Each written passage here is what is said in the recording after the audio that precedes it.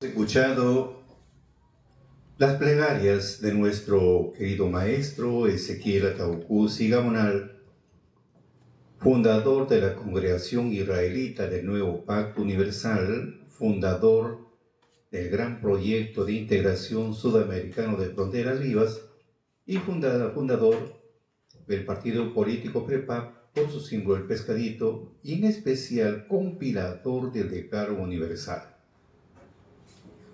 La doctrina es esencial en nuestra vida, viene a ser como una columna vertebral. Lo único que nos recomienda que debemos, dice el apóstol Santiago, no debemos ser oidores olvidadizos, sino hacedores, o sea, practicantes de la doctrina de Dios. Porque el sabor está en la práctica. Es igual que un profesional primero obtiene el conocimiento, después viene la práctica. Y si no hay práctica, así uno saque, como dijo una vez un catedrático, así tengas un currículo de puro 20, pero si no tienes práctica, de nada sirvió. Entonces la base es poner en ejecución, empezar a enumerar uno por uno y tratar de poner en acción, y ahí está el sabor. Ahí está el sabor. A mayor tiempo vas practicando más y más, y también te vas empieza a retener o a controlar muchos puntos negativos que nos afligen el alma. Bueno, amigos, hablando pues de nuestro maestro, hay algo que nos enseñó en esos días, nos transmitió para nosotros buscar que abrir más nuestro entendimiento, o sea que Dios, acá en este caso sería que Dios nos abra nuestro saber para luego actuar. Por ejemplo, vemos el apóstol Pedro menciona, según de Pedro, que a la fe se advierte, se adhiere la virtud ciencia. Muy bien. Pues viene también la fe, la virtud la ciencia la templanza la paciencia, y el amor fraternal y luego la caridad. Son 7 puntos en sí. Pero no vamos por lo que es ciencia en estos momentos. Vamos a analizar un poco más lo que dice el libro sagrado. Estuve escuchando un audio de nuestro querido maestro cuando tuvo una entrevista con, había venido una comisión de Palestina, una comisión para hacer una entrevista a nuestro maestro. Pero antes ellos pensaban que acá en el Perú, o sea, a las noticias habían llegado que había una comunidad de israelitas que estaban en el Perú. Eran pocos, 20 familias. Entonces ellos vinieron para rescatar, porque esa es su misión de ellos. Y se encuentran con una gran sorpresa. Esto fue el 29 de julio del año 1995 en el distrito en Cieneguilla. Ahí en su domicilio de nuestro querido maestro, ahí fueron a entrevistarlo. Porque vamos mejor a leer de lo que se ha pasado de una cinta, se ha pasado pues a un papel. Y dice lo siguiente: conversa uno de los judíos que hablaba castellano a medias, o sea, poco a poco el castellano, no bien fluido, sino poco a poco, porque hablaba bastante hebreo. Entonces dice: bueno, maestro, quiero contarle, nosotros pertenecemos a una pequeña comunidad allá en medio del desierto en Palestina, y como parte de nuestras actividades de formación, hay un departamento en nuestra comunidad donde existe la inquietud de encontrar las tribus perdidas de Israel. Un pequeño detalle de información que escuchamos por allá, donde nos dijeron que en el Perú existe una pequeña comunidad de israelitas en la comunidad de San Emiliato por el río Urubamba, cerca de Quillabamba. Esto es todo lo que escuchamos por allá. Y también nos dijeron que hay una comunidad de 20 familias, más o menos, Entonces yo y mi hermano nos ofrecimos a investigar y con aprobación de nuestra comunidad, llegamos a Lima. Luego al Cusco, bajamos por el río Urubamba, llegamos a Quillabamba y luego a Emiriato, es allí donde nos informaron con más detalle acerca de la congregación y sobre su persona. Bueno, llegando aquí nos dimos con la gran sorpresa que la comunidad ya no es un pueblo, la comunidad es un pueblo formado, constituido, y estamos sorprendidos porque hemos encontrado más de lo que estábamos buscando. Entonces, él se ríe, ¿no? Una carcajada palestino, y luego dice: nuestra misión es llevar el mensaje.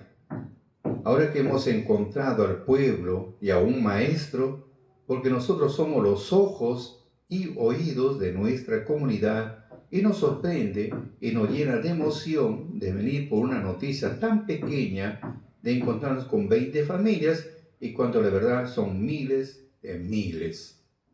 Y viene también la risa, ¿no? Bueno, deseo hacerle algunas preguntas, maestro. Entonces el maestro dice: claro, ¿cómo no? Entonces le empieza a entrevistar, le dice: ¿cómo se desarrolla el pueblo de Israel de esta manera aquí en el Perú? Entonces el maestro dice: bueno, digamos que el Mesías nació en el Perú. Dice, y también se ríe. Ahora tampoco ese Mesías no es peruano, es del Oriente, es una cosa increíble. Por eso ahora, ¿quién sabe? Solamente uno nomás. Ahora le voy a contar, por ejemplo. Entonces empieza a narrar punto por punto, pero yo me refiero a uno de los contextos que él menciona, que tenemos ahí la justicia de Dios, ¿para qué tiempo es? Es interesante. Y dice así uno de los comentarios que realiza con Salmo 51, 19. Porque son varios puntos, pero vamos a ver el punto que hemos preparado para el día de hoy. Dice Salmo 51, 19, porque con él empieza. Dice, ahora pues, por ejemplo, ¿qué es la justicia? Dice él, ¿no? ¿Qué es la justicia? Entonces él empieza a pasar lectura de Salmo 51, 19. Entonces te agradarán los sacrificios de justicia. Hay una coma, el holocausto, ofrenda del todo quemado, punto y coma, no punto seguido. Entonces ofrecerán sobre tu altar becerros. Ahora, si empezamos a analizar este versículo bíblico, porque hay bastante lo que dice nuestro maestro, dice: te agradarán los sacrificios de justicia. Es un tema muy amplio sobre te agradarán los sacrificios de justicia, porque para hacer todo ese trabajo surge un proceso, no es de frente hacer las cosas, no, hay un proceso para hacer. Por ejemplo, Pablo dice en Romanos 12:1, estamos hablando, te agradarán los sacrificios de justicia, vamos a analizarlo. Primero dice Pablo en Romanos 12:1, por tanto les ruego que por la compasión de Dios ofrezcan sus cuerpos como sacrificio vivo y santo, agradable a Dios. Esto es culto racional, quiere decir una adoración con el conocimiento de la verdad de Dios. Este es un culto racional de ustedes. O sea, hay un conocimiento para hacer todo eso. Por eso, por tanto, les ruego que por la compasión o la misericordia de Dios ofrezcan sus cuerpos como sacrificio vivo, santo, agradable a Dios. Esto es culto racional, quiere decir una adoración con un conocimiento amplio.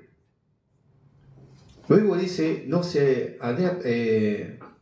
lo único que recomienda acá, no se adapten a las costumbres de este mundo, sino que sean transformados mediante la renovación de su mente para que puedan probar cuál es la voluntad de Dios, buena, agradable y perfecta.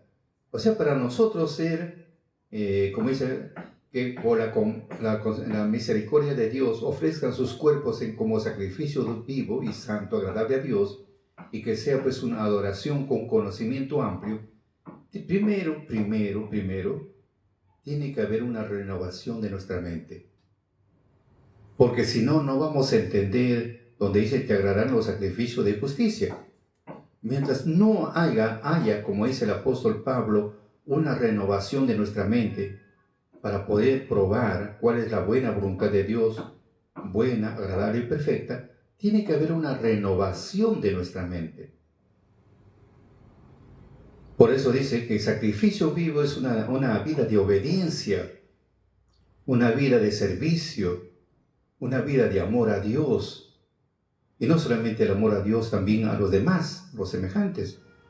Y para eso tiene que haber, uno tiene que empezar a renunciar que las costumbres, cuanto nuestra pasada de manera de vivir. ¿Sí? Y para renunciar a nuestras viejas costumbres, tenemos que haber una renovación. Y para que surja una renovación, tenemos que tener un conocimiento. Y si no tenemos un conocimiento, ¿cómo vamos a renovar? Eso. Porque dice también Pablo en su carta a los Efesios 4:23, y a renovaros en el espíritu de vuestra mente. O sea, tiene que haber una renovación de nuestra mente. A esto se llama restaurar nuestra mente. Tenemos que restaurar. Y para que surja una restauración, tiene que haber un conocimiento. Porque está escrito en Ezequiel 16:55 sobre la restauración de nuestra mente.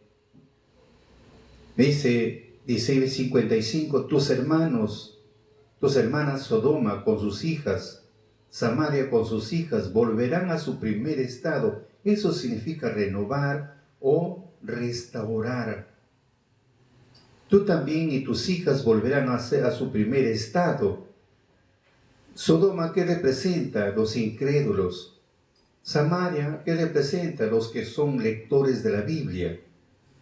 Y Judá, ¿qué representa? A los israelitas de ese tiempo. Entonces, para que surja esa restauración de nuestra mente, tiene que haber un conocimiento. Y este es un plan de Dios, no es un plan del hombre. No es que yo quiera renovar, porque nadie quiere renovar su mente, sino es la voluntad de Dios para regresar a nuestro primer estado. Ese es el plan de Dios. Porque para nosotros para que se cumpla lo que dice Dios, y te agradarán los sacrificios de justicia. Para hacer el sacrificio de justicia, para hacer las cosas con rectitud, ya no es humanamente, tiene que surgir primero la renovación de nuestra mente. Y una vez que viene la renovación, sí, porque está escrito en Jeremías 33:7 y 8, haré volver los cautivos de Judá, los cautivos de Israel, y los restauraré como al principio. O sea que Dios es el que restaura. Y al restaurar nos limpia de toda nuestra maldad con que hemos pecado contra Dios. O sea, como lo hacemos por desconocimiento, hemos cometido un montón de errores porque no había un conocimiento. Pero el plan, Dios nos promete, nos hace volver al primer estado y nos limpia de toda nuestra maldad. O sea, del momento que empezamos a conocer esta doctrina, empezamos a analizar con profundidad y también vamos renovando nuestra mente mediante el conocimiento. Empezamos a dejar de hacer lo que estaba malo, que para nosotros estaba bueno. Entonces empezamos a renovar. A eso se llama volver al primer estado. Porque dice, lo limpiaré de toda su maldad con que pecaron contra mí. O sea que nos limpia y también, o sea, mediante el conocimiento. Y luego dice, perdonaré todos sus pecados con que pecaron contra mí y se rebelaron. O sea que hacíamos las cosas por un desconocimiento, lo que es de Dios. Hemos tratado de hacer, de acuerdo a nuestra costumbre. Entonces, cuando hay un conocimiento, empezamos a renovar nuestra mente. Por eso dice Pablo, primero tiene que haber en la renovación en el espíritu de vuestra mente. Y para renovar tiene que haber un conocimiento de la doctrina de Dios. Y si no tenemos un conocimiento de Dios, no se puede. Por eso dice en Proverbios 6:23, muy conocido este versículo, dice que el mandamiento es una antorcha, pero la enseñanza es una luz. A medida que vamos aprendiendo, vamos comprendiendo, entonces ¿qué pasa? Vamos saliendo de la oscuridad, del desconocimiento. A esto se llama oscuridad o tinieblas, del desconocimiento. Hemos sido ciegos. Pero una vez que empezamos a tener un conocimiento, se nos abre una luz mediante el conocimiento. O sea, salimos de la oscuridad hacia la luz del conocimiento.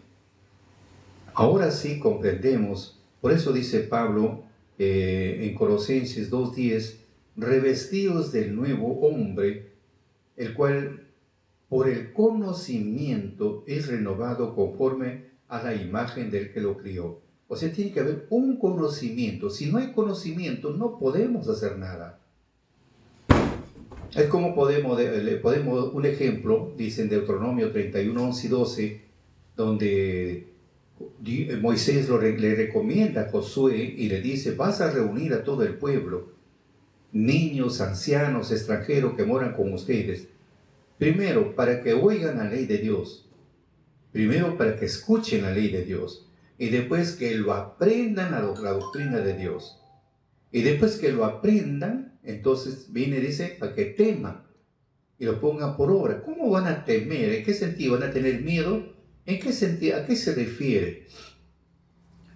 Es algo similar. Tenemos un conductor que primero, para sacar su licencia de conducir, tiene que tener dos cosas. Uno,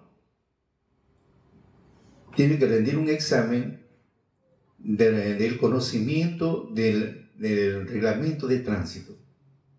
Segundo, el manejo. Pero tiene que tener un conocimiento de la regla de tránsito. Porque si no tiene un conocimiento, va a cometer cualquier infracción. Un ejemplo, para darnos una idea. No puedes estacionar tu vehículo a menos de 10 metros de la esquina de una cuadra. Mire, no puedes estacionar tu vehículo menos de 10 metros de una esquina de una cuadra.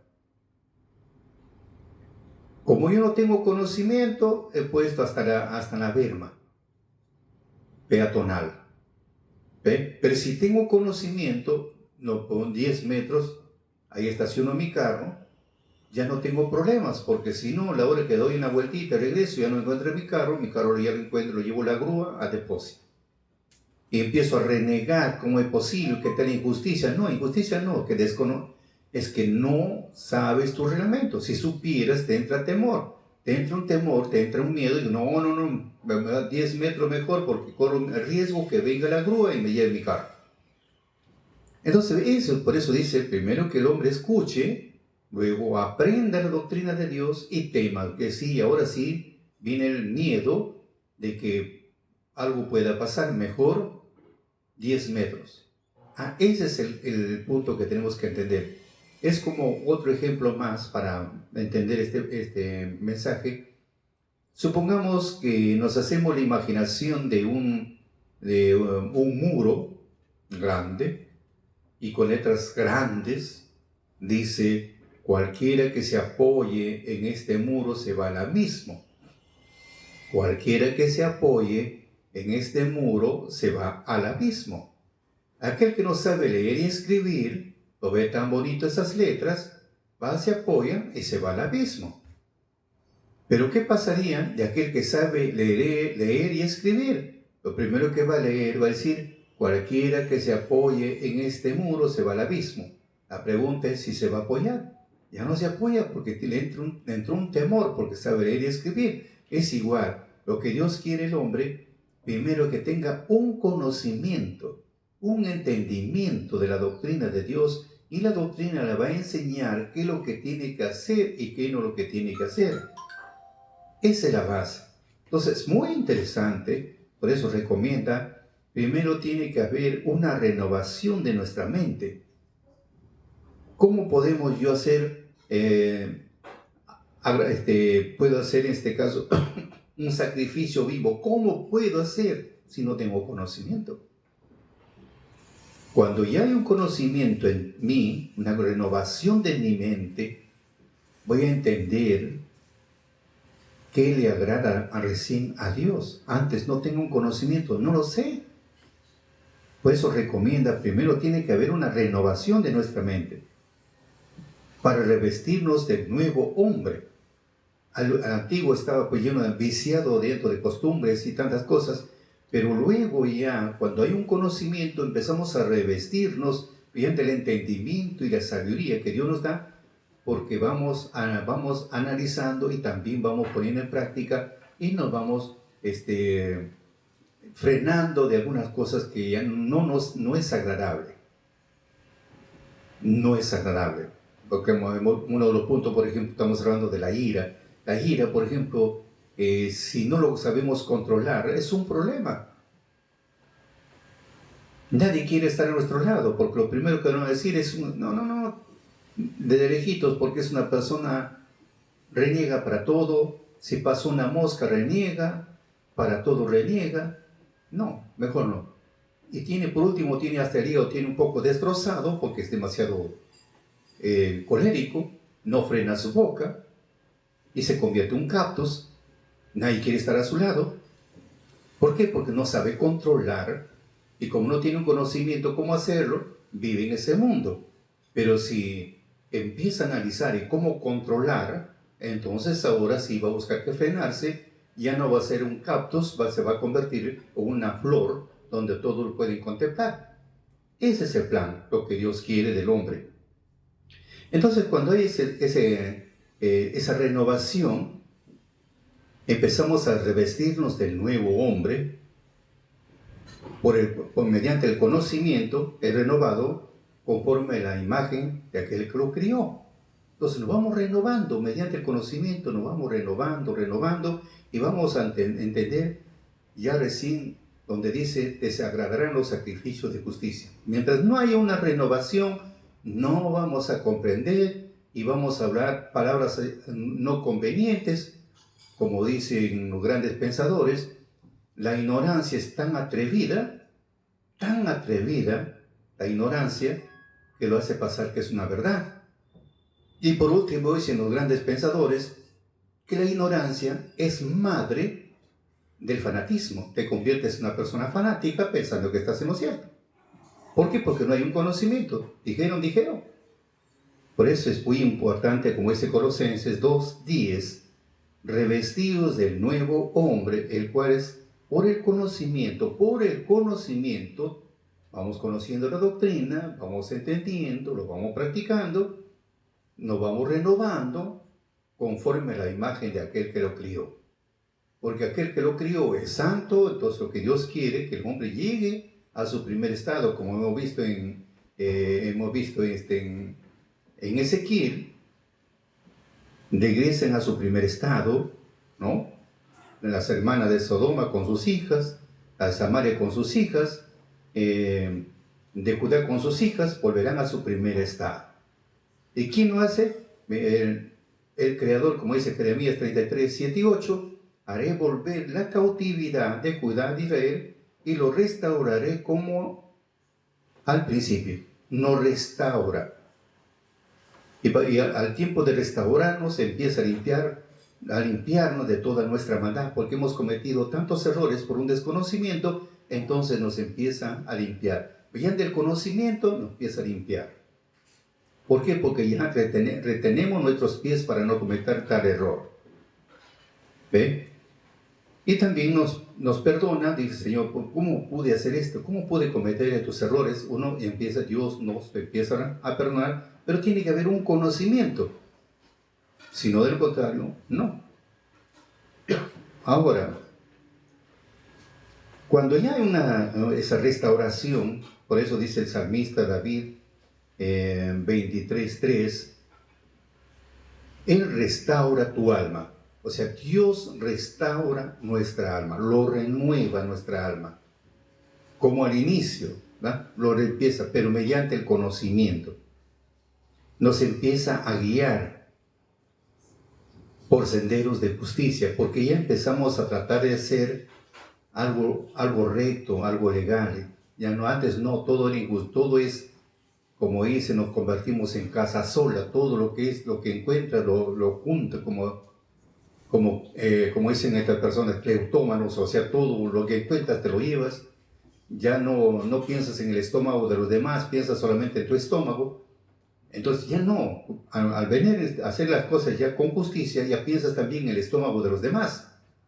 Si no, si hay comida, tú solo lo quieres comer todo, si posible lo llevas todo, los demás lo dejas con hambre. Pero ya cuando ya hay un conocimiento, empezamos a tratar y hacer las cosas más legales. Si eres un comerciante, trata de hacer más legal en el peso, etcétera, etcétera. Ya te vuelves más legal. ¿Ve? Por eso dice, Él restaura tu alma, nos restaura como al inicio, como al principio, y nos empieza a guiar por senderos de justicia, nos guía para ser personas legales. ¿Pero por qué lo haces? Por amor a su nombre, Dios. Por amor a su nombre, Él trata de hacer con el ser humano así.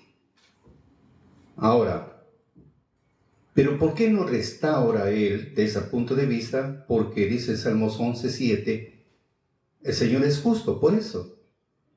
Él es justo y ama la justicia. Y los que nos gusta la rectitud, aquellos que les gusta la rectitud, vamos a contemplar su rostro de Dios. Ese es el plan, lo que Dios establece, lo que Dios quiere para cada uno de sus hijos. Una vez restaurada nuestra mente, una vez que ya empieza a renovarse nuestra mente, se nos abren los sentidos, recién empezamos a entender y buscaremos qué hacer, ofrecer sacrificio de justicia. Y no solamente ofrecer sacrificio de justicia, sino también vamos a empezar a confiar más en Dios. Esa es la diferencia para hacer este trabajo, lo que Dios nos ha dispuesto para estos últimos días. ¿Ya? Por eso dice la Escritura,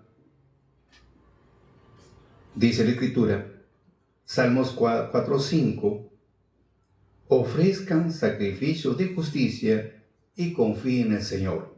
Pues para hacer sacrificio de justicia, vuelvo a repetir, tiene que haber un conocimiento, tiene que haber un entendimiento, y mediante el entendimiento vamos renovando nuestra mente y nos vamos también frenando de muchas cosas que nos afectan nuestra alma.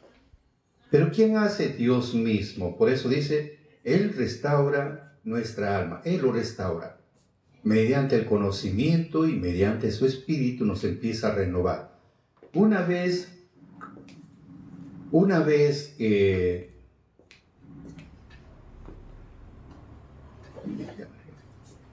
que nos empieza a restaurar nuestra mente, encontramos algo interesante.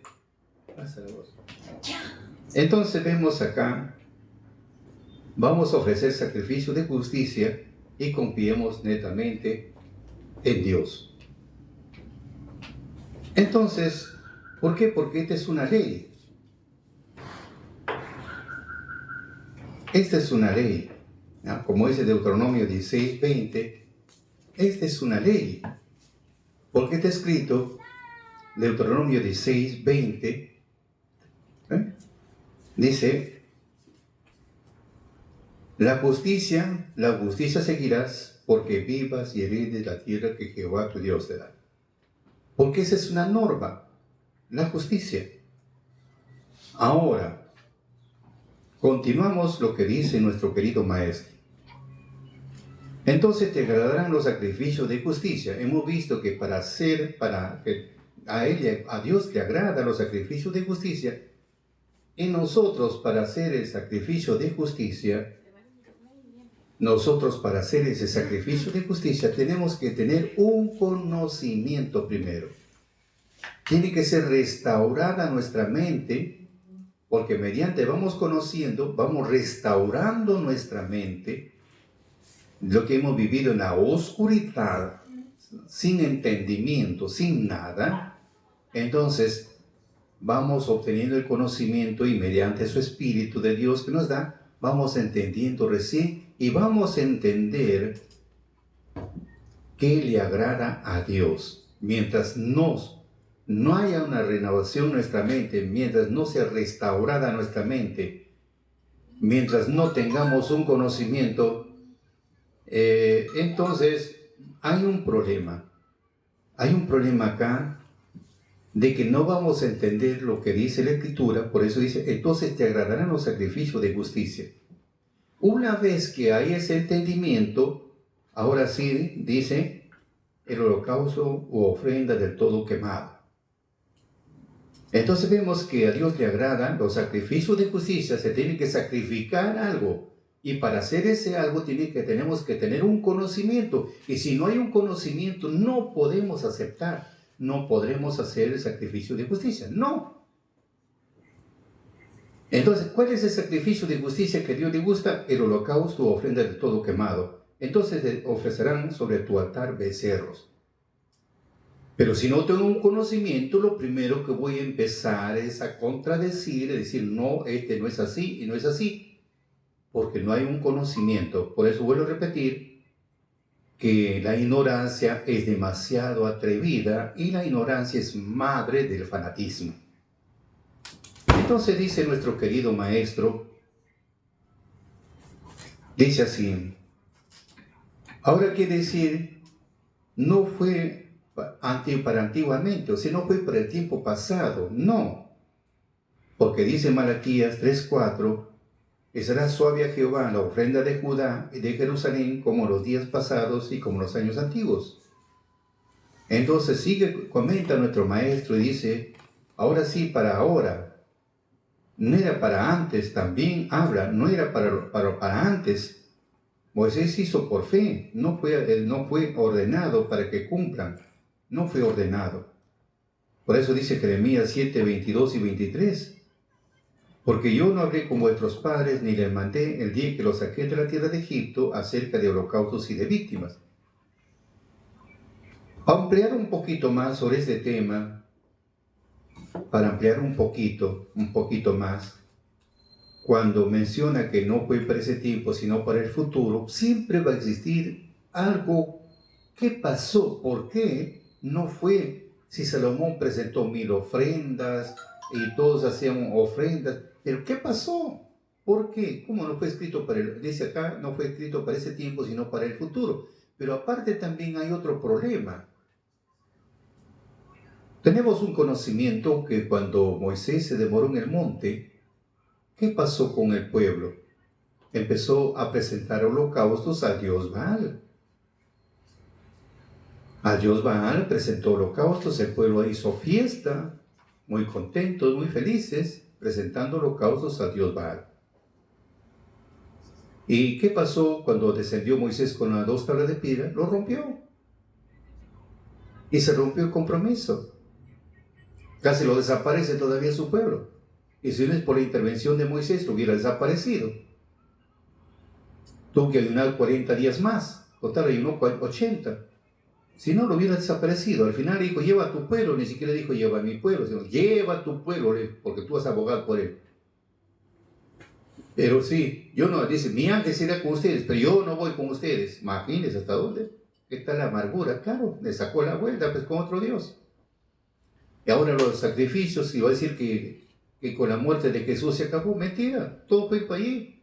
Todo fue ese lugar. Ahí fue el problema. Ahora sí se cumple lo que dice Jeremías. Yo no les mandé ni les ordené el día que los saqué de la tierra de Egipto acerca del sacrificio de los pactos. No les habló. Porque si por segunda vez vuelve a subir Moisés al monte, no 40 días más, estamos hablando 120 días, ya no se escribe para ese tiempo, se escribe para el futuro. Por eso dice Salmo 102, 18, escribirse a esto para la generación futura, y el pueblo que se criará alabará a Jah. Entonces habla de un pueblo que tiene que formarse, un pueblo nuevo, pero los sacrificios no fue para ese tiempo, sino para el futuro.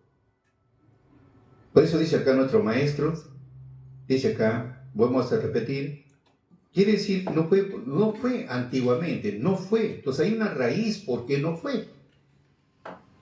Y será suave a Jehová la ofrenda de Judá y de Jerusalén como los días pasados, como los años antiguos. Ahora sí, para ahora, no era para antes, también habla, no era para antes. No fue ordenado para, dice, no fue ordenado para que cumpla, no fue ordenado para ellos, por ese problema. Por eso dice en Jeremías, yo no hablé con vuestros padres, ni les mandé el día que los saqué de la tierra de Egipto acerca de sacrificios y holocaustos. No les mandé, él no les mató.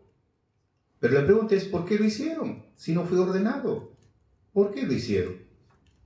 La respuesta está en Josué 22, 26, 27, 28. Ahí está la respuesta, Josué 22, 26, 27, 28. Si mañana más tarde dice, hagamos por edificarnos un altar, hagamos por edificarnos un altar, no para sacrificios ni holocaustos, no, sino para que sea un testimonio entre ustedes, nosotros y los que vendrán después de nosotros.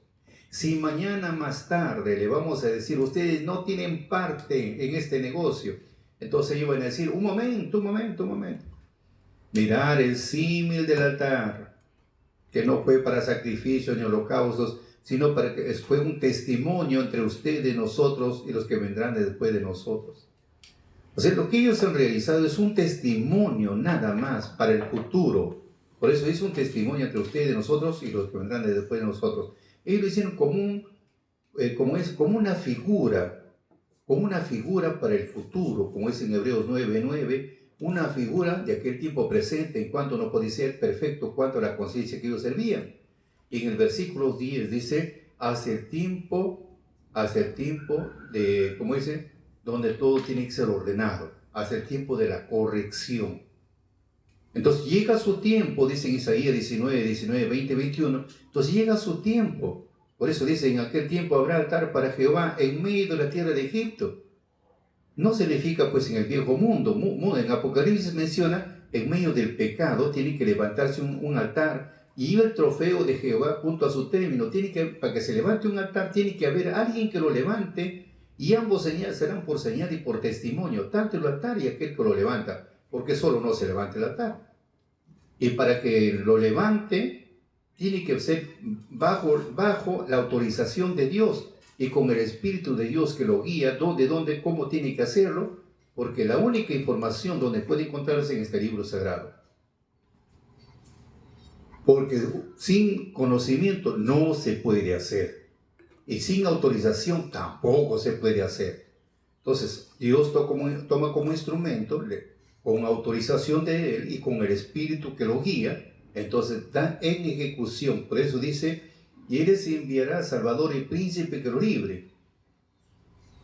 Porque la gente claman a causa de sus opresores, así como en Egipto, presos más de 400 años, cautivos ahí trabajando en Egipto como esclavos. Hoy en ese tiempo esclavos del pecado, entonces viene alguien a liberarnos de la esclavitud del pecado y al mismo tiempo nos enseña cómo tenemos que hacer, como dice acá, los sacrificios de justicia, cómo a Dios le agrada, como dice el holocausto del todo quemado. Entonces, mientras no hay una restauración, mientras no hay una renovación de nuestra mente, no vamos a entender y siempre vamos a vivir en la oscuridad. Pero cuando hay un entendimiento, sí, pero el que abre el entendimiento es el Espíritu mediante el conocimiento de su doctrina, porque la doctrina permite al hombre abrirle sus sentidos, lo saca de la oscuridad, de la ignorancia, hacia el conocimiento de la luz. Eso es lo que tenemos que ver. Por eso dice acá nuestro querido maestro, porque yo no les hablé ni les mandé el día que los saqué de la tierra de Egipto acerca de los holocaustos y de víctimas. Lo único que les ofreció, les digo, lo único que les ordenó lo siguiente, como es el maestro, lo único que les ordenó, les mandé diciendo esto, escuchad mi voz y sería vosotros por Dios y vosotros me seréis por pueblo. Solamente le dijo, escuchen mi voz, nada más. Lo que es la parte ritual, ceremonial, no. Solamente le dijo que oigan su voz. ¿Cuál es la voz de Dios? Deuteronomio capítulo 4, 12 y 13 son los 10 mandamientos, las 10 palabras. Esa es la voz de Dios. Entonces, lo único que le dijo, escuchen mi voz nada más. Y yo seré a vosotros por Dios y ustedes serán mi pueblo. Nada más. Y andad en todo camino que os mandare. ¿Cuál es el camino de Dios? Dice Salmo 119, verso 27. Hazme entender el camino de tus mandamientos y hablaré tus maravillas. Mientras el hombre no entienda los caminos de Dios, no puede hablar las maravillas de Dios, porque el secreto está ahí todo. Pero si no hay en el espíritu, peor, no se puede entender. Por eso dice, y vosotros me seréis por pueblo y andad en todo camino que os mandare, para que os vaya bien. Pero ¿qué pasó con el pueblo? ¿Qué pasó con el pueblo? No oyeron ni inclinaron su oído, antes caminaron en sus consejos, en la dureza de su corazón malvado, y fueron hacia atrás y no hacia adelante. Ahí está, aunque los antiguos no lo mandó sobre los holocaustos, esto es dado para el postrero. Esto es dado para el postrero. Y cuando abrimos, amigos, hablamos, es dado para el postrero. Antiguamente no, sino para el postrero, para el futuro. Mañana continuaremos con el desarrollo de este tema sobre el postrero que está hablando.